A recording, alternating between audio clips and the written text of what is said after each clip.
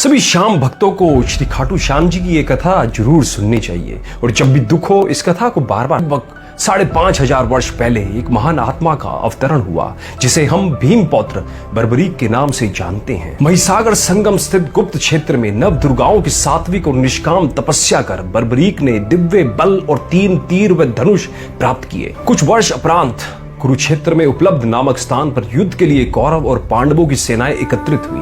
युद्ध का शंखनाद होने ही वाला था कि यह वृतांत बर्बरीक को ज्ञात हुआ और उन्होंने माता का आशीर्वाद ले युद्ध भूमि की तरफ प्रस्थान किया। उनका इरादा था कि युद्ध में जो भी हारेगा उसकी सहायता मैं करूंगा। भगवान श्री कृष्ण को जब ये वृतांत ज्ञात हुआ तो उन्होंने सोचा कि ऐसी स्थिति में युद्ध कभी समाप्त नहीं होने वाला। अतः उन्होंने ब्राह्मण का वेश धारण कर बर्बरीक का मार्ग रोककर उनसे पूछा कि आप कहां प्रस्थान कर रहे हैं। बर्बरीक ने अपना ध्येय बताया कि वह कुरुक्षेत्र जाकर अपना कर्तव्य निर्वाह करेंगे और इस पर ब्राह्मण रूप में श्री कृष्ण ने उन्हें अपना कौशल दिखाने को कहा। बर्बरीक ने एक ही तीर से पेड़ के सभी पत्तों को भेद दिया, सिवाय एक पत्ते के जो श्री कृष्ण ने अपने पैर के नीचे दबा दिया था।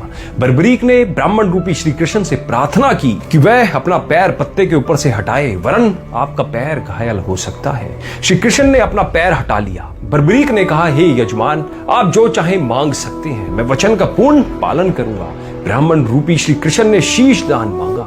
यह सुनकर बर्बरीक तनिक भी विचलित नहीं हुए, परंतु उन्होंने श्री कृष्ण को अपने वास्तविक रूप में दर्शन देने की बात की, क्योंकि कोई भी साधारण व्यक्ति यह दान नहीं मांग सकता था। तब श्री कृष्ण अपने वास्तविक रूप में प्रकट हुए। उन्होंने महाबली, महात्यागी, महातपस्वी बर्बरीक का मस्तक रंड चंडिका को भेंट करने के लिए मांगा और साथ ही वरदान दिया कि कलयुग में तुम मेरे नाम से जाने जाओगे, मेरी ही शक्ति तुम में निहित होगी। सभी देवगण तुम्हारे मस्तक की पूजा करेंगे। जब तक यह पृथ्वी, नक्षत्र, चंद्रमा तथा सूर्य रहेंगे, तब तक तुम लोगों के द्वारा मेरे श्री श्याम रूप में पूजनीय रहोगे। मस्तक को अमृत से सींचा और अजर अमर कर दिया। मस्तक ने पूर्ण महाभारत का युद्ध देखा एवं युद्ध के निर्णायक भी रहे।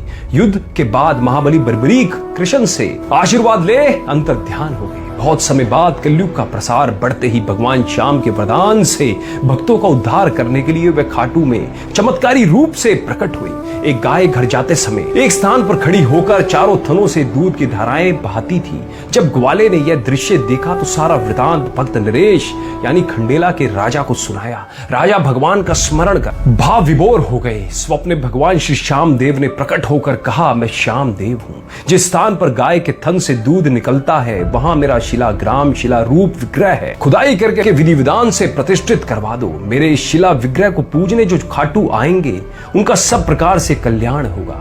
खुदाई से प्राप्त शिला रूप विग्रह को विधिवत शास्त्रों के अनुसार प्रतिष्ठित कराया गया। औरंगजेब के शासन काल में पुराने मंदिर का विध्वंस हो गया तथा उसके बाद जहां भगवान श्री श्याम देव का विग्रह प्रतिष्ठित किया गया वह आज भी विद्यमान है, जहां देश के सभी कोनों से श्याम